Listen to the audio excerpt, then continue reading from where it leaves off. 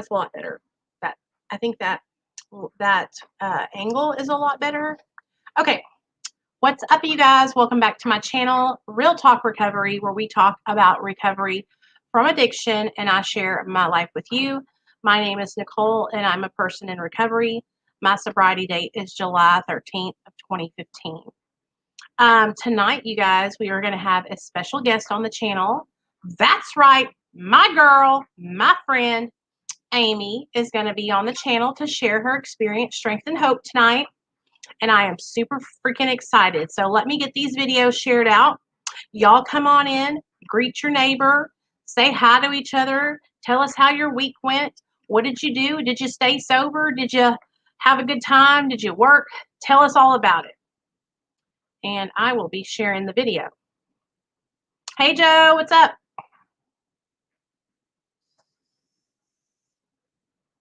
Hey, Jen. Hey, Alicia. Hey, Ann. Hey, Caitlin. Hey, Matt. Hey, y'all. Thanks for being here. I'm so glad you guys are here. Yes, your best friend is going to be on the channel. Yay, you're over here. I'm so glad to see you made it over here, Caitlin. Thanks for coming over, girlfriend. Hey, Sona. Hey, Ramey. Hey, Misty. Hey, Brian. Hey, guys. Thanks for coming. We're going to have a packed house tonight. I'm so excited. Hey, so excited. Hey. Amie, I see you, girl. I'm gonna let you get yourself straightened out and get the camera on you the right way and get comfortable. And I'll bring you on in like 4 or 5 minutes, okay? I'm sharing the video out right now so that way anybody that wants to come and watch I'll watch you share your story will be able to make it. I'm so happy that all of y'all are here. Come on in, y'all. Have a seat. Greet your neighbor. Drop your sobriety dates in the comment section down below. Let me know how y'all are doing. We're here to support each other. Let y'all know everybody is welcome here at Real Talk Recovery. It doesn't matter if you are sober or in active addiction. It doesn't matter if you've been sober a long time or a short time.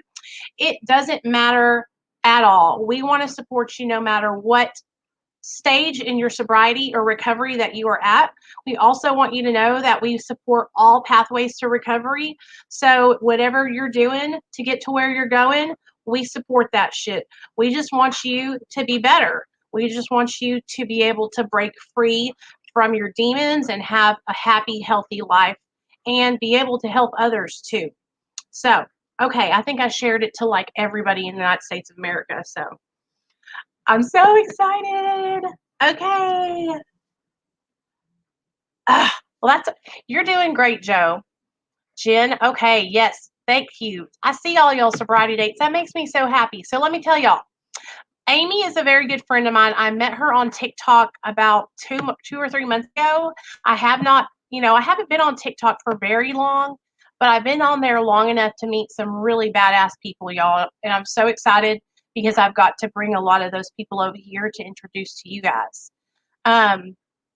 So she's a really cool chick. She has twin babies, and I just really like her. She's really kind. A lot of people, on TikTok when I first came over weren't too happy to see me, I guess. And she was one of the people who were like really welcoming, and I really appreciate that a lot, I just want you guys to know that I'm working really hard on trying to keep the momentum here, you guys, with just bringing on guests so that way y'all have something to look forward to every Monday and Friday. I really want to make sure that we let all people share their stories. And so I try to get a wide array of different people that are recovering differently. And so what I'm going to do now is I'm going to bring Amie on and we'll get started.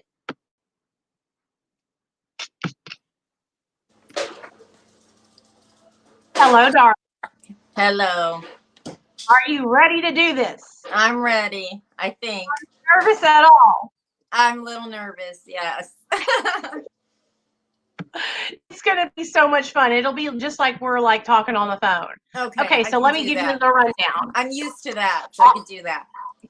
Exactly. All you got to do, so what you do is like, I'm just going to ask you straight up, just share who you are, where you're from, how long you've been sober, and Okay. then tell us what it was like before you got into your addiction. Then tell us Okay. what it was like during your addiction, and then what Okay. your life is like now. And Okay. if I have a question or anything, I'll just be like, "Hey, can I ask you?" It's easy. You'll see Okay. me. Okay. Okay, take it away, Okay. girl. You're in charge.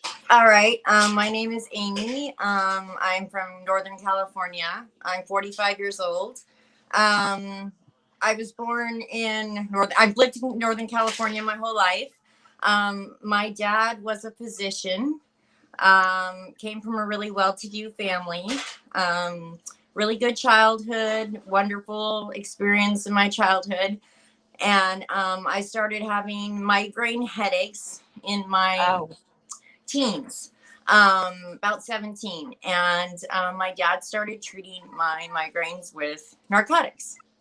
And it started with like Vicodin. Well, I think it started with Fiorset.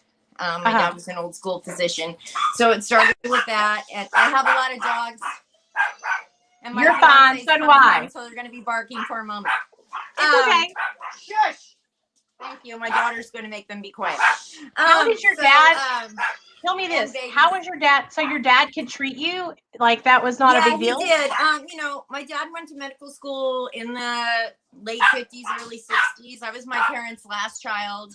They had Uh-huh. me late in life, and I was the baby of the family. And so when I started getting migraines, he started with like ibuprofen, easy things, and then the pain would get so bad, he would start.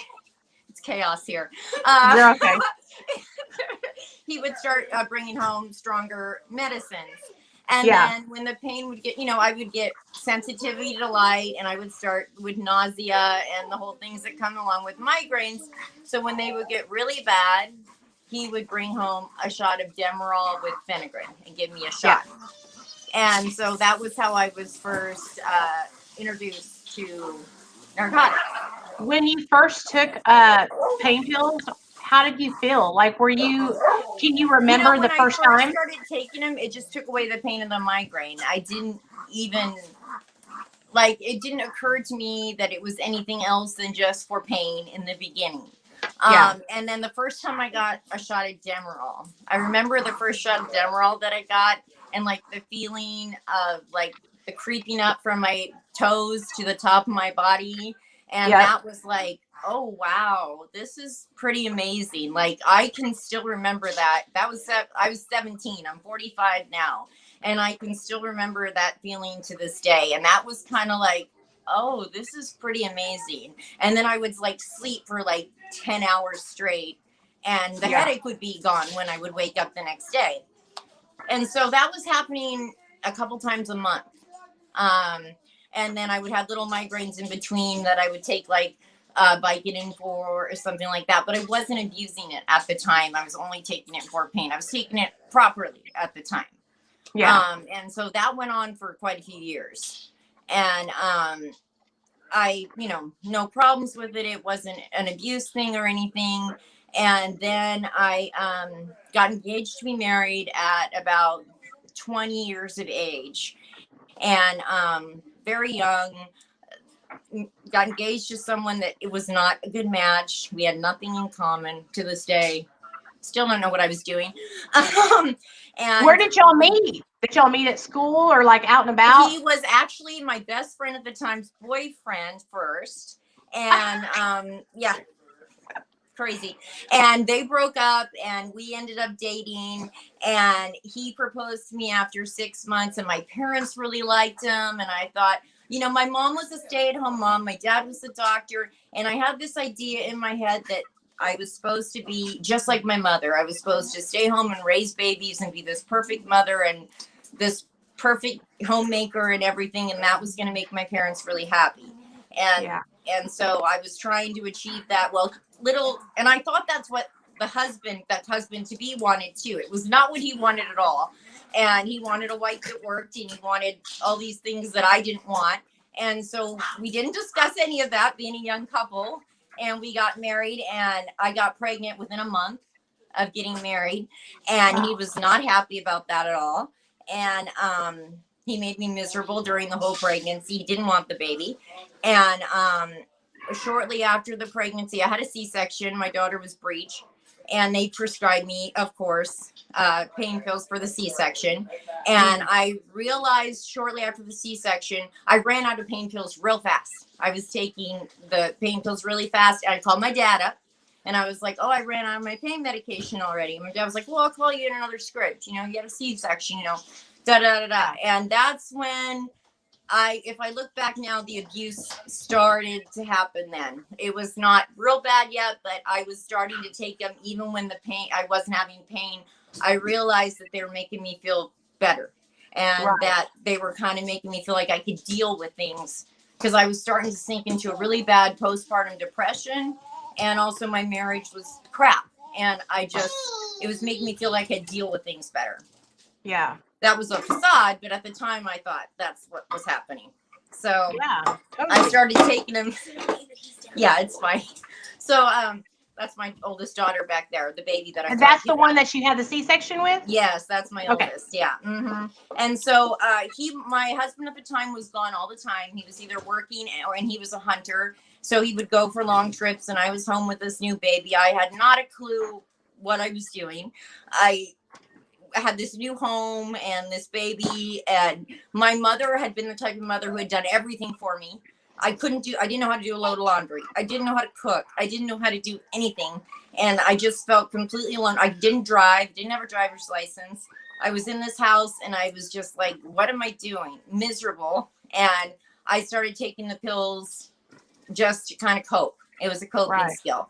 And I realized when I took them, after a period of time, they were giving me energy. They weren't making me sleepy anymore. They were giving me energy, and they were making me feel better.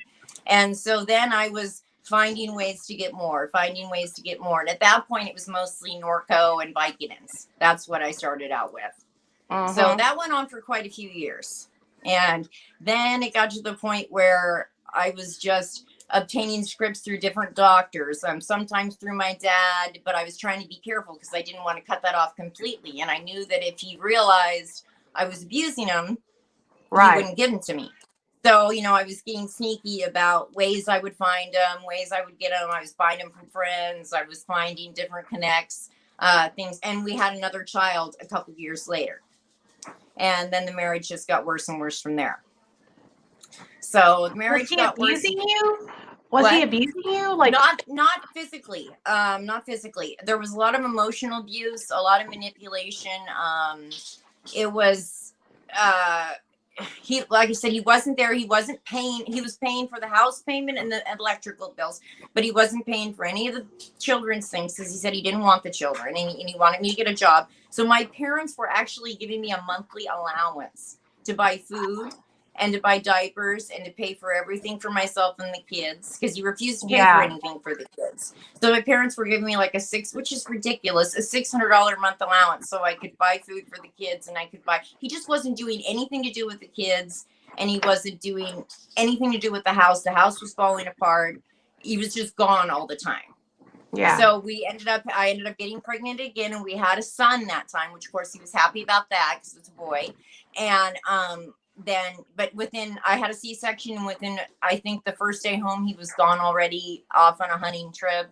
And once again, I found myself more and more depressed and taking more and more pills. And it just kind of this downward spiral where the depression got so bad that I was just, I was taking care of the kids, but I was laying in bed all the time, and I was just kind of barely getting by. But I was telling myself in my head that, oh, these pills are making me a better mom, because when I take these, I'm cleaning the house, or when I take these, I'm taking care of the kids. Of course, it was total bullshit, but that's what I was telling myself in my head.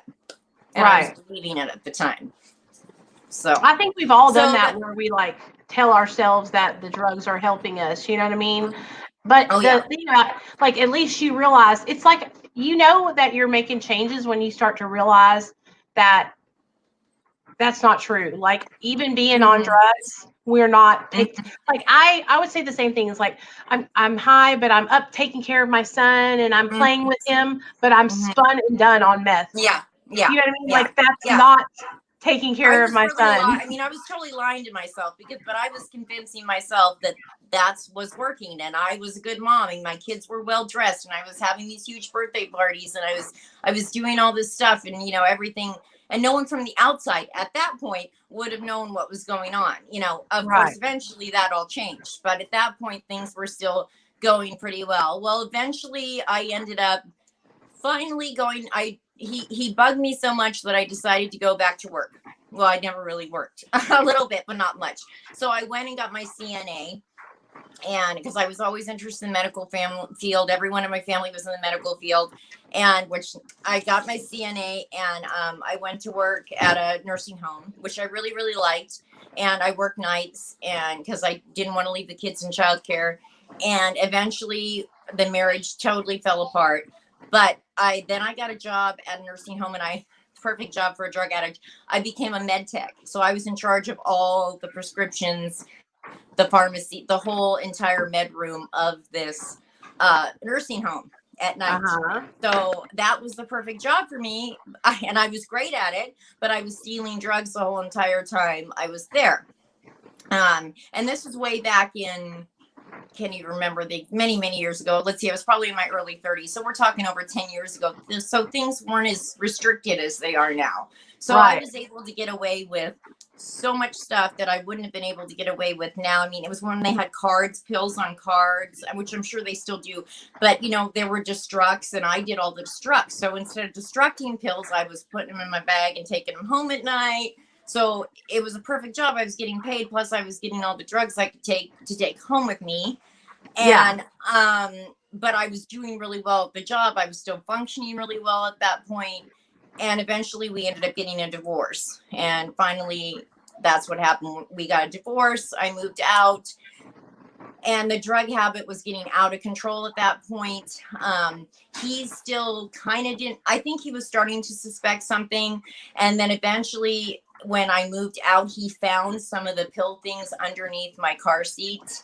And he kicked me out of the house. We were already divorcing, but we were going to try to stay in the same house for a little while for the kids. And that's when things really kind of blew up. And then he threatened to take the kids from me, which was, of course, my worst fear. And we ended up going to court, and we got 50-50. He still wasn't able to convince the court. I was a really good manipulator, like all drug addicts are.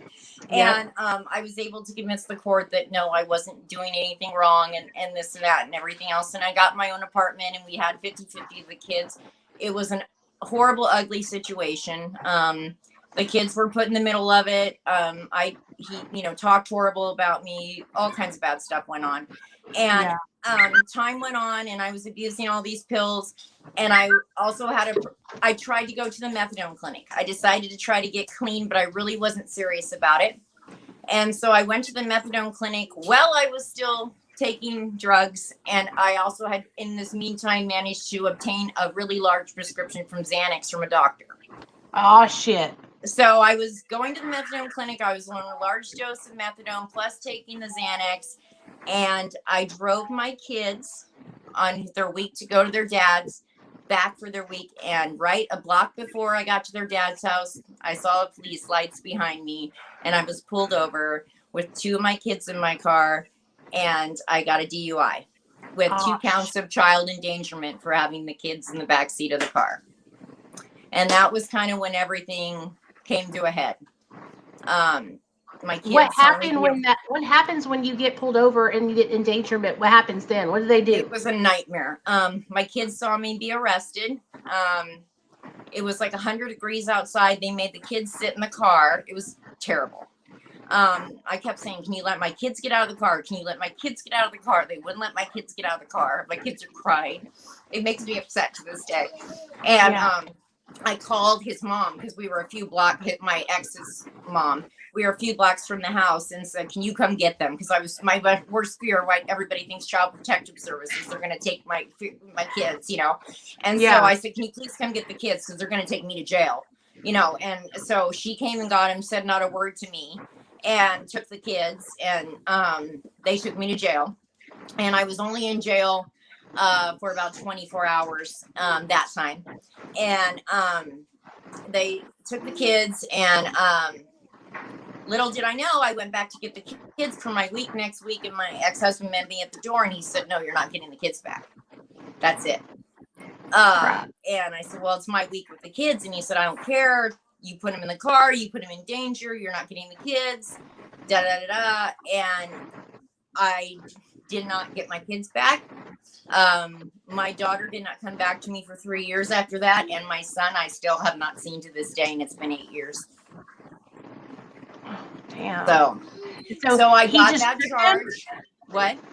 He just took them? Like he never took you to them, court or and anything? I could have gone to the law, but because I was using drugs and because I had that charge, which I wasn't even I hadn't even gone to court yet for that charge, so I hadn't even done anything where I would have gone back to jail. But I had this fear in my mind, and so messed up at that point that I didn't even try to like go get the sheriff to go get him because it was my timeshare.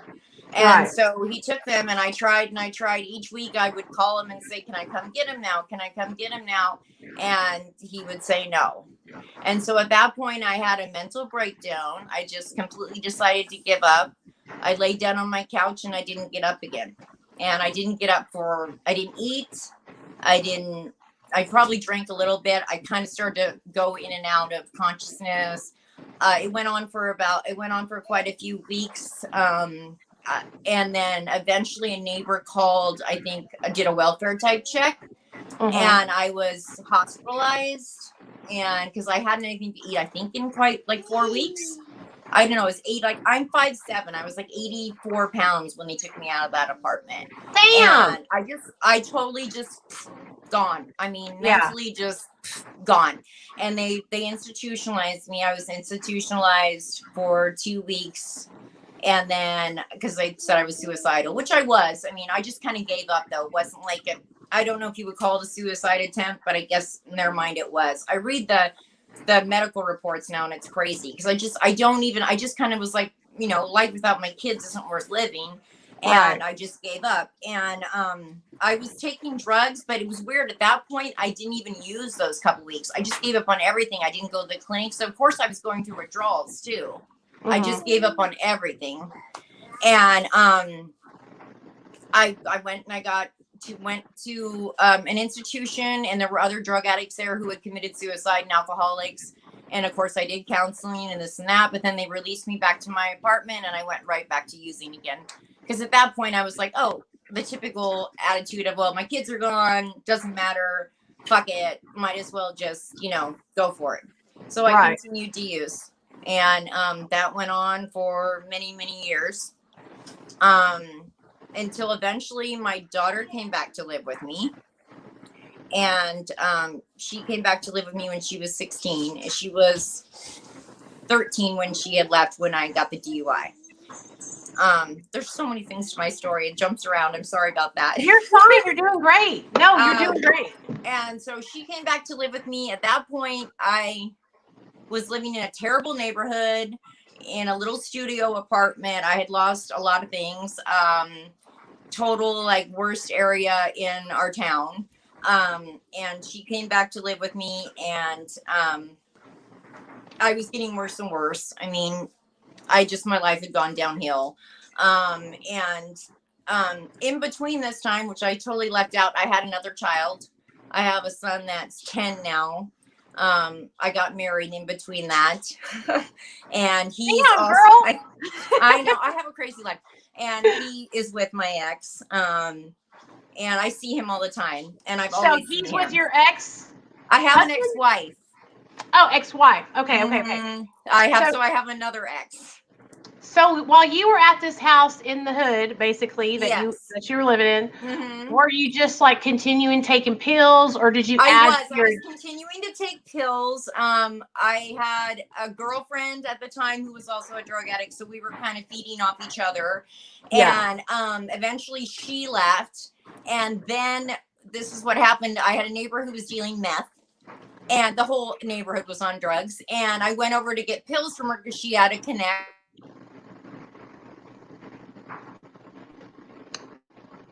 I can't hear you. Now I can. Are you still there? Yeah. Now I am. And she said, I can't get pills anymore, but I can get you heroin. Aw, shit. And I said, oh, no. I promised myself I wouldn't do that.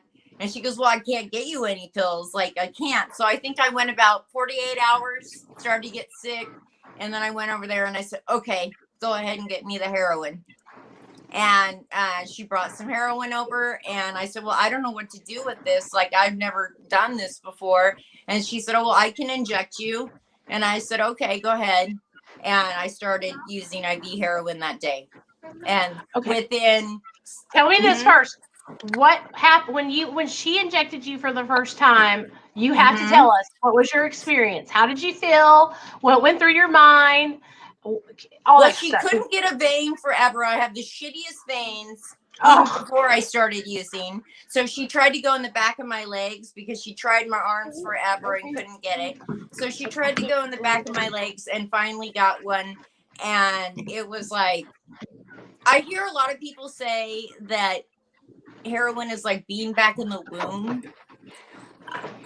For me, it was like the safety, like the most safe feeling of like just pure, I don't know, like every worry went away. It was very yeah. similar to the Demerol feeling that I had when I was 17 at the first time. It was I like, say it's like melting. yes. That's what it feels like, melting. Yeah. Like Yeah. you're And just just like melting the into pure nothingness. relief, and everything will be okay and nothing else matters. And I will do anything to get this feeling Right. at all. And, it was amazing. It was amazing. Yeah. And then taking Totally. pills for all those years, it was like, oh, what the hell have I been messing with this shit for?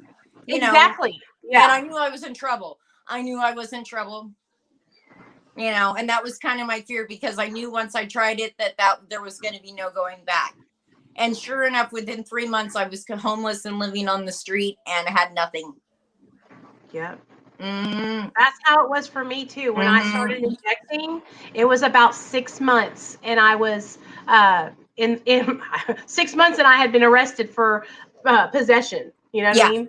Yeah. So Yeah. It was a downward spiral. I mean, my life was already a mess, but it was beyond a mess within a few months of the injecting. So yeah, it was okay. incredible.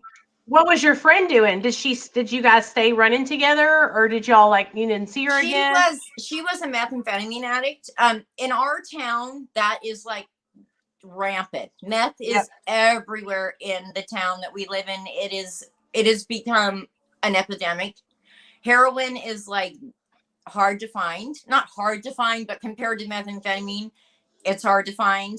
And almost everybody is using meth. And so most of the people that I ran with were methamphetamine addicts. And so I was like the only heroin user. Like it'd be like 10-1 with methamphetamine. And so that's what her drug of choice was. And she was an IV meth user. And I ended up actually going to her quite a lot. I actually lived in her house for a while, because when I ended up losing my apartment, I was on the streets for a while, and then she ended up with an apartment that was kind of like a trap house where everybody ended up crashing. I was arrested in her place later on. In fact, her house was the last place I did drugs in before I got sober. But she I don't know where she's at now, but I ran with her for a while on and off. She was a real piece of work. She stole all my stuff when I got arrested. Dude, I did the same thing. I ran with these twins, and they did the same thing I heard to me. you talk about them on TikTok. They would rob me blind of everything. Yeah, she was one of those. Yeah. It was like one of those relationships where, like, I needed them and they needed me, and so I just put up with their shit. You know what I'm saying? That's how this one was too. Yeah, this one was the same thing. Yeah. Those are the worst friendships, because it's just like y'all are both screwing each other over. Exactly. You know what I mean? Yeah, exactly. Yeah. So what happened? Okay, so I know you had your son, another little boy. So you had a daughter, a son, and then another son, right? Yes. So what happened with him? He is with my ex-wife, and I see him all the time. I always have seen him. He lived with me for a while. My ex-wife and I were together for a while, and then she realized I had a drug problem. I also hid it from her for a long time in the beginning, and our marriage fell apart. She also had a drinking problem, but she's very functioning, which I know you don't like that word, but you know how that goes.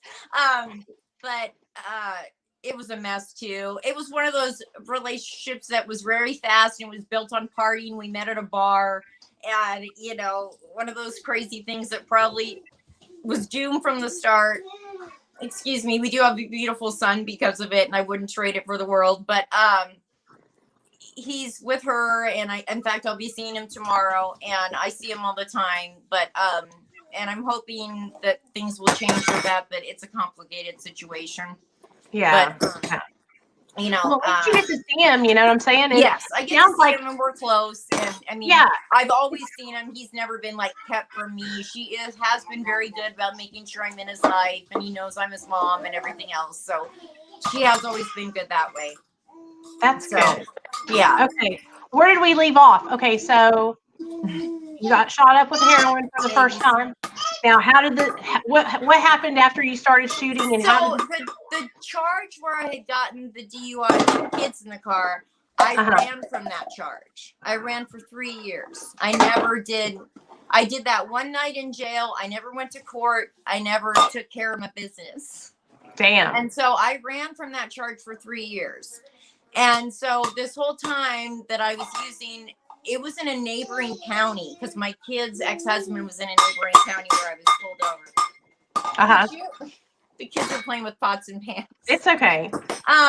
And so I had managed to get away with running from this charge. Well, once I was homeless, lost my apartment, my daughter went to live with her friend who is now their significant other.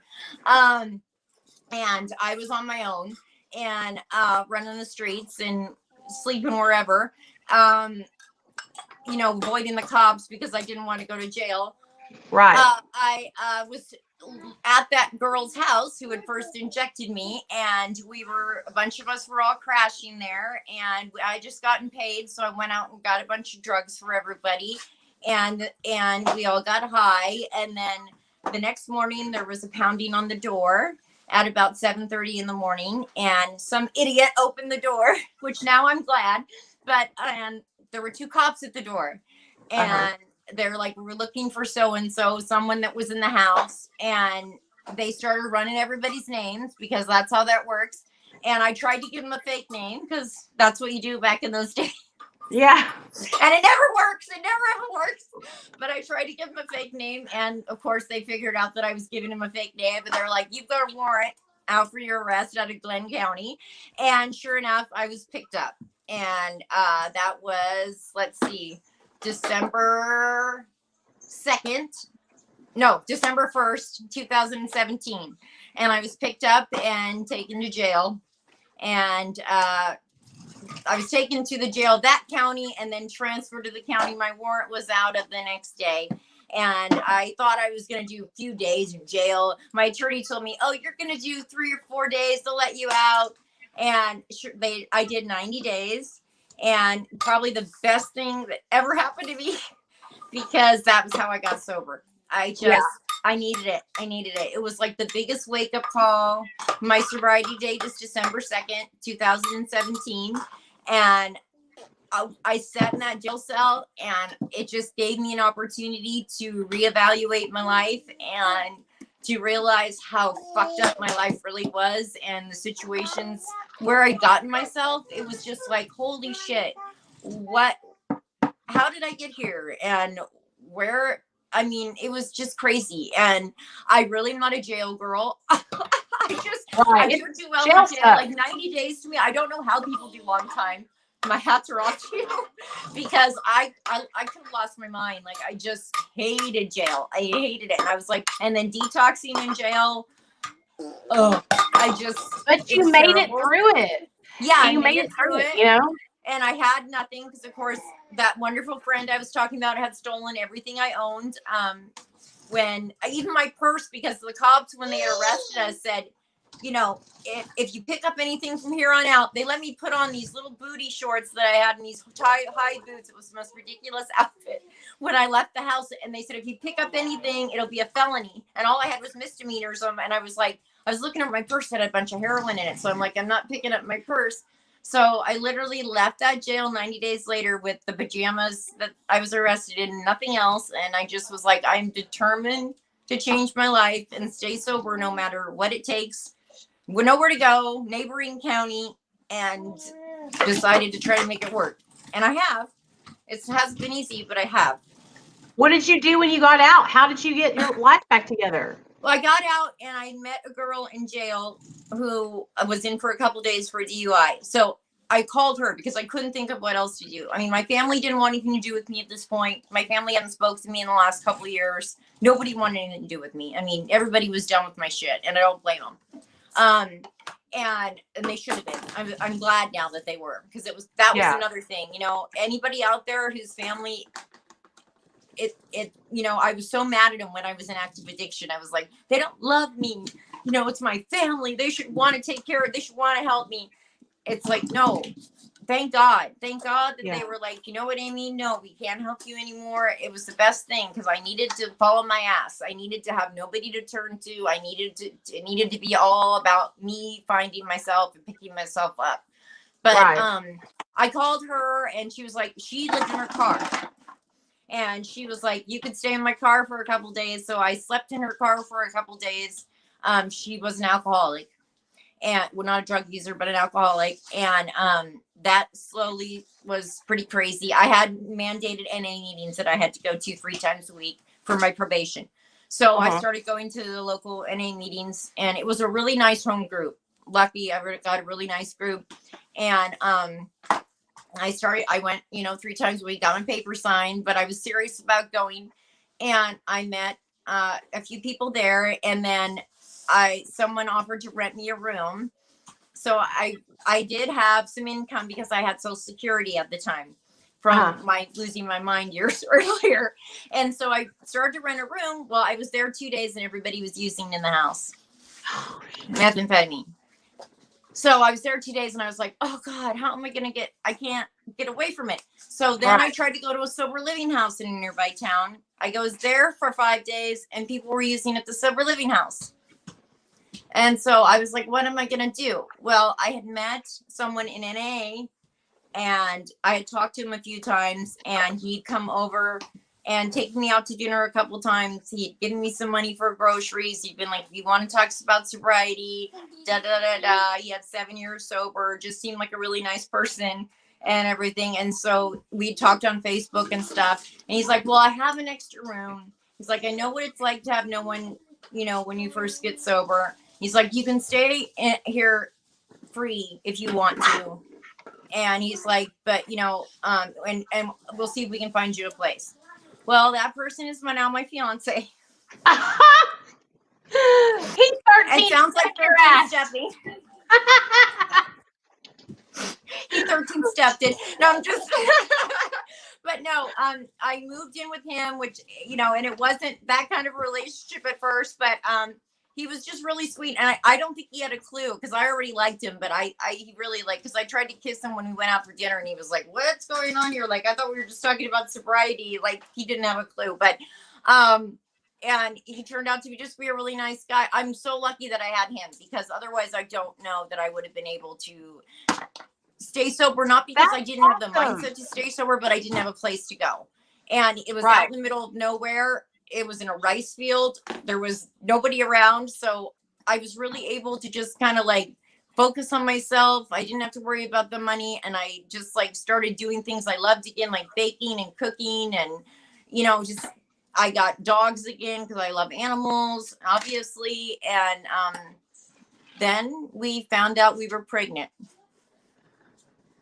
Okay. And about a year into my first year, so about a year after my first year sober, we found out we were pregnant I was 42. I was 42 at the time.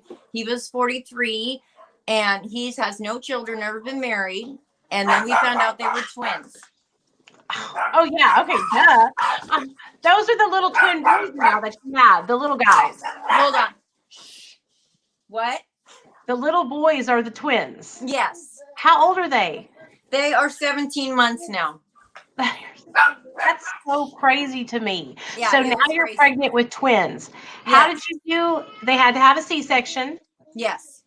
And how did you stay sober through your C-section? I should say, and this is an important part of my sobriety. After I got out of jail, because I did the 90 days in jail, with nothing, of course. And then Ah, about a month after I got out of jail, I started to have cravings, and I had a doctor that I knew really well. I contacted him. He's an addiction specialist. And I said, I want to get on Suboxone because I was starting to have cravings, and I'd been on Suboxone before.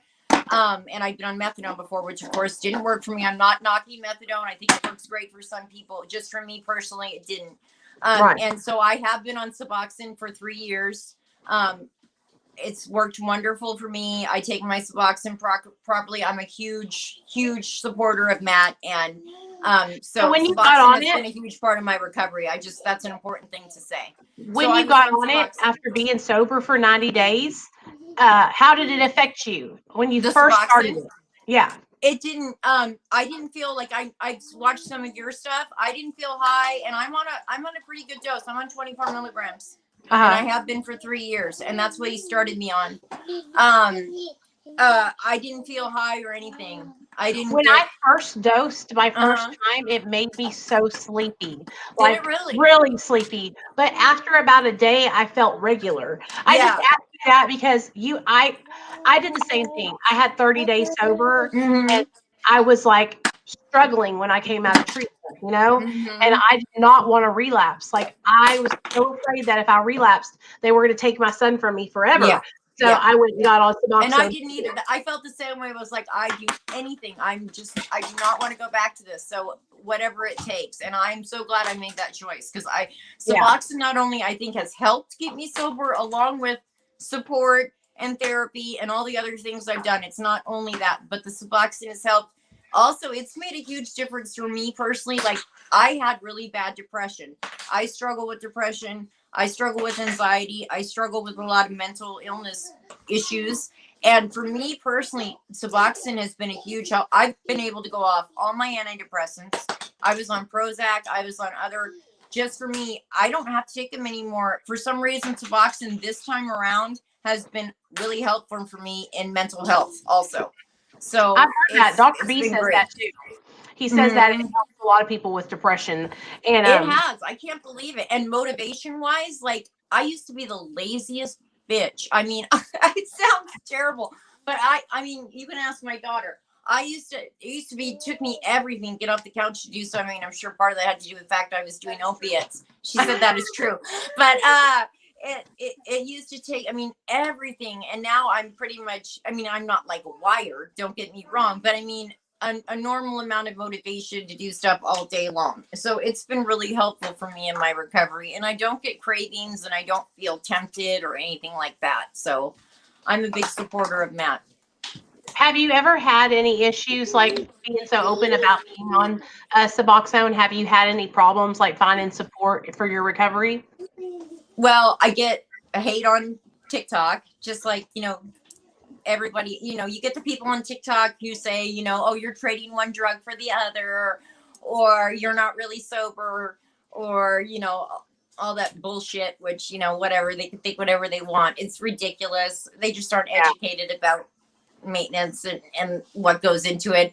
And also, I was in NA for a long period of time because I met my fiance there. My fiance is a methamphetamine addict. That was his drug of choice. And so he didn't really understand opiate addiction or Matt or anything when we first got together, and I had to explain it to him.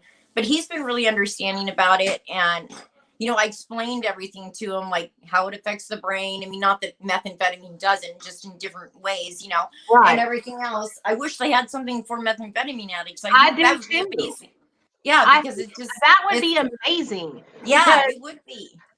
there are so many people that reach out for help with meth addiction, and they always Hmm. ask me that, like, Yeah. is there a medication that can help with cravings? You know what I Mhm. mean? I hope And they come up with something in the future. that would be, look at me. I would Yeah. take it Yeah, because I absolutely. have cravings for meth so bad. I think I my have fiance cravings would for too. stimulants. Yeah, Yes. and he's been clean. Well, no, he had a relapse a few months in July, but I mean, other than that, he was 7 years sober Hmm. before that.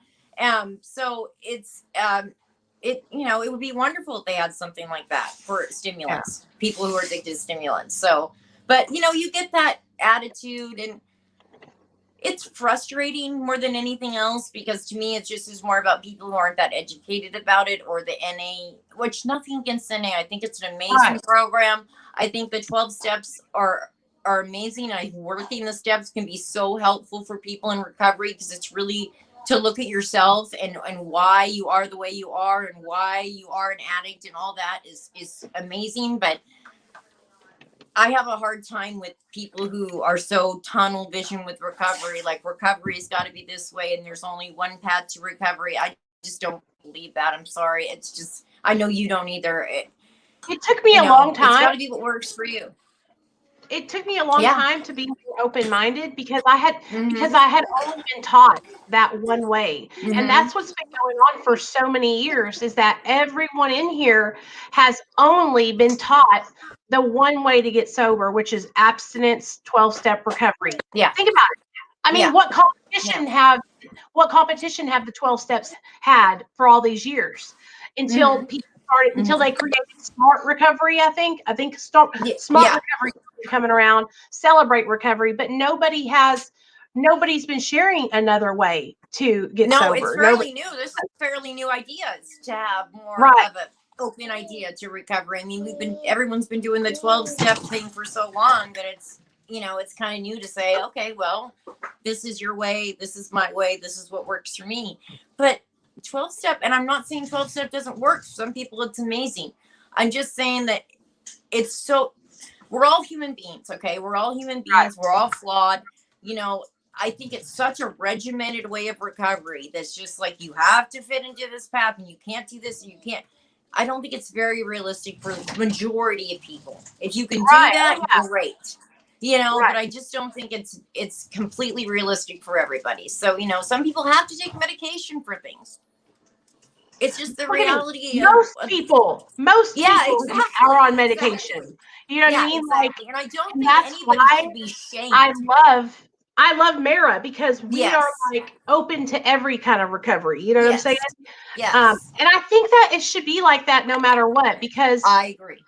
nobody, just like they say, like, nobody should ever tell you what you should take in your body, like medication wise, unless it's a doctor, and Mm-hmm. unless it's a doctor, and I've I used to let people affect me because they would tell me, you shouldn't be on Suboxone, you're not sober, you're not in recovery. Mm-hmm. And then I had to Mm-hmm. really start thinking about it. And the more I analyzed it, the more I thought about it, I said, Nicole, these people their ego is telling you this, because they Mm-hmm. are not doctors. They know that they shouldn't be telling me that. They know that they're not doctors, but that's Uh-huh. their ego telling them to tell me that that what is best for me. That's why Yeah. when I try to help people, like, I tell them, like, if they come to me, they're like, Nicole, I'm so depressed. I've been having suicidal ideas and all this stuff. I say, listen, I cannot help you with that.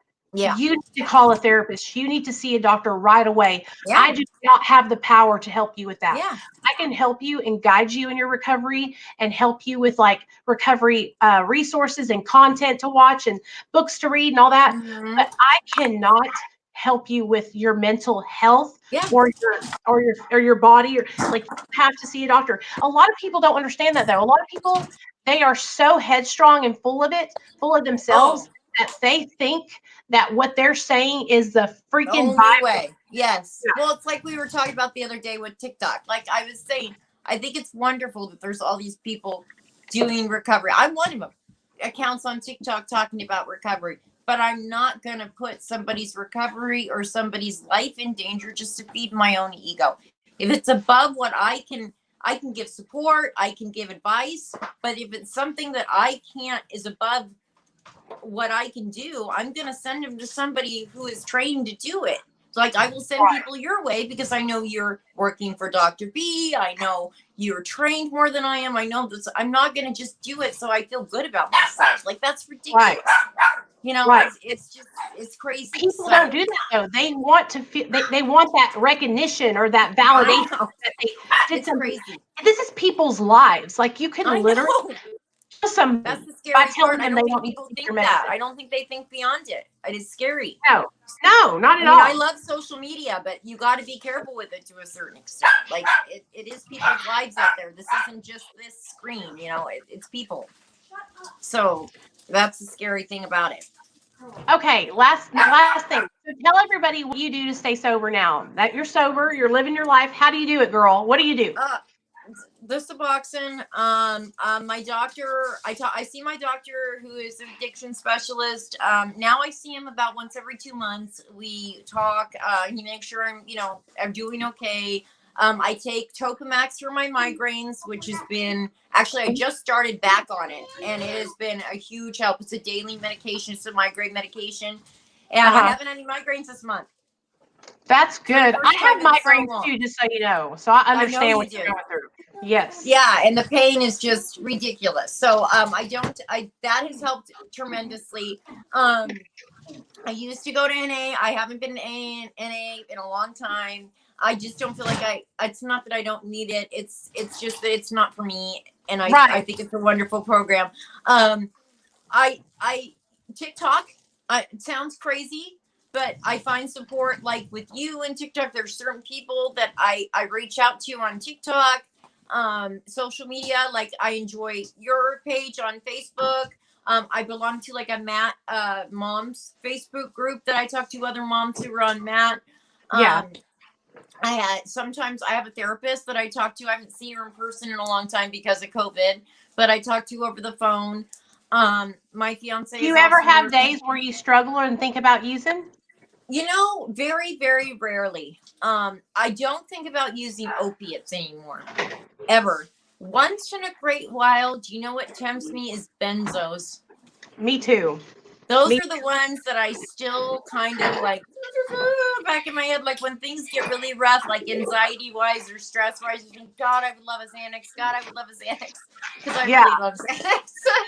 And with the kids and the stress and everything, like those are the ones that sometimes I go, God, if I could just take one Xanax, things would be. And then I have to check myself and go, you can't just take one Xanax, Amy. You will not just take one Xanax. Right. You will be popping the Xanax like it's going out of style, and then you'll be shoplifting at JCPenney's or whatever store, and then you will be in jail. I know. You do a lot like I do. Like you use your past experiences to remind yourself where you don't want to go. Yeah. I sometimes watch jail shows or prison shows. I know that sounds crazy, but when I really think about it, I will watch a show that's like prison. I think I don't want to go there, and so I watch it. That's a coping skill, though. I run through it in my head. I run through what exactly will go through in my head, because I'll go all the way. Like I will ride that train until I'm homeless, in jail, or dead. I mean, and I have too much now. I got, I have kids, and unfortunately, my older kids went through a lot of hell. So I have kids that are adults, one especially, and we have a great relationship. We're really, really close. She lives with me again now. She just moved back in. But, and luckily we've worked through all our crap, but she's been put through pure hell. She's seen me from all of it. But, and luckily I have her in my life. But I have these guys, and I love them no different than I love her. But this is like, they're like my chance to do it right this time. I mean, they're like my chance to like be the mom that I wanted to be at 23 when I started out with her, that I was gonna be, and that I wasn't. And so I play that through my head. I'm like, Amy, you cannot do this again. You cannot do this to another child. You don't want to do this again. I mean, it's just, and I have to live every day with that, with what she had to go through, because her and I talk openly about it. Her and I very open about what happened in my addiction and what she went through, and it hurts my heart. Like it's that's the worst, to have to see your children in pain. That's the last thing you want her, and to know the things she's witnessed and the things she's seen and everything else. And I don't want these guys to have to go through it. Like I don't, and I want to do it right this time. And so, like, no matter how hard things get, like, I just am committed to never, ever go back there again, no matter what. It's like, I'm 45. Like, it's amazing. It's a miracle that I had 2 healthy babies at 44 years of age. Yep. Who does that happen to? And that I got this chance to do this again. Like, somebody somewhere was You know what I mean? So Girl, that's God. He was exactly. He knows So it's how like much it hurts. I better not mess this one up. You know, it's When like we're moms, like I beat myself up all the time about the fact that I used while I was pregnant with Nathaniel and that he got taken away from me. I literally like I will never not have it in my mind. You know what I'm saying? It doesn't go away. It's like, this is your second chance. And I see that little chicken nugget right there. Yeah. They're running around like crazy. You are so, man, I can't even imagine having babies again. Like, I'm so happy Nate's getting older. It's crazy. I surely didn't think I'd be doing. I should be a grandma right now. I shouldn't be doing this. But you know what? What makes me so happy is that your oldest daughter is able to be there and y'all are together again and she forgives you. Yeah. Y'all have like made it through that together. That's awesome. Yeah. You know? It is. It's great. Yeah. Tell me one more thing and then I'll let you go. If you could tell somebody, if somebody, what would you tell the newcomer in recovery who has just gotten sober, they're having a hard time, what would you tell them? Hold on, you broke up for a minute. What would you tell the newcomer in recovery? What was the last part? What would you tell somebody that's new in recovery who's just getting sober and they're struggling? What would you tell them?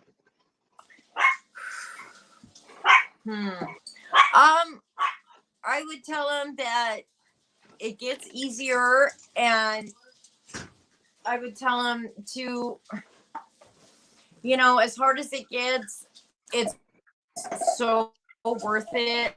Like,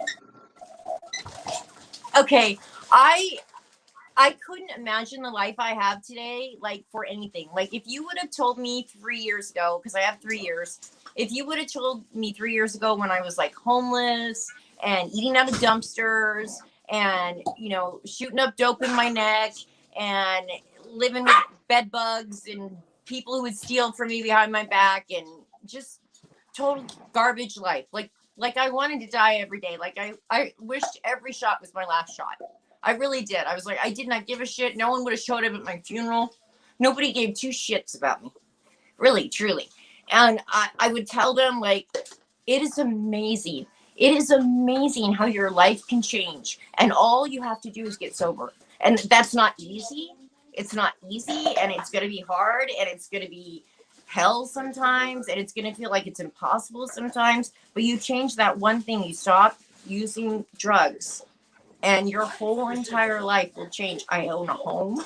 I have my home surrounded with love. I have things. I have everything I want. I mean, it's not perfect. Nobody's life is perfect, but it's pretty damn close. And the only thing I changed is I stopped using drugs. Yeah. And so hang in there, like hang the fuck in there, no matter what. It's amazing. Don't stop trying to get sober. It's worth it. I agree, girl. It is. It is so much better than that life we used to live. It is. Like, we get to have a good time now and we don't have to worry. We love ourselves today. Like, it's fucking the shit. Yeah. I love being sober. Me too. I wouldn't give it up for nothing. Easy, but it's really worth it. You did so good. Oh, thank you for coming on, man. Thank you for having me. I appreciate it. I love you. It was super. Listen to me. Super easy, huh? Oh, yes. Not hard at all. Not hard. And everybody gets to see it. So we were live in the Facebook group and we're live here on YouTube. What I'm going to do now is I'm going to upload this video and I will send it to you as soon as it uploads. Okay. Okay, great. Thank you, Nicole. I appreciate it. I love you. Thank you for coming on. You too. All right. Bye, girl. I appreciate it. Yay. All right, you guys. That was Amie. I got to spell her name right. I had it freaking spelled the title. I hate when I do that. So, you guys, I really enjoyed tonight. That I love having people come on and share their stories, man. It gets me so freaking excited about sobriety. It gets me so excited about helping people, you guys. So, let me get Amie's excuse me, y'all, TikTok handle, and I'll put it in the comment section so that you guys can go follow her on TikTok. Hey, Jax. What's up, Bella? Bella, where have you been, girl?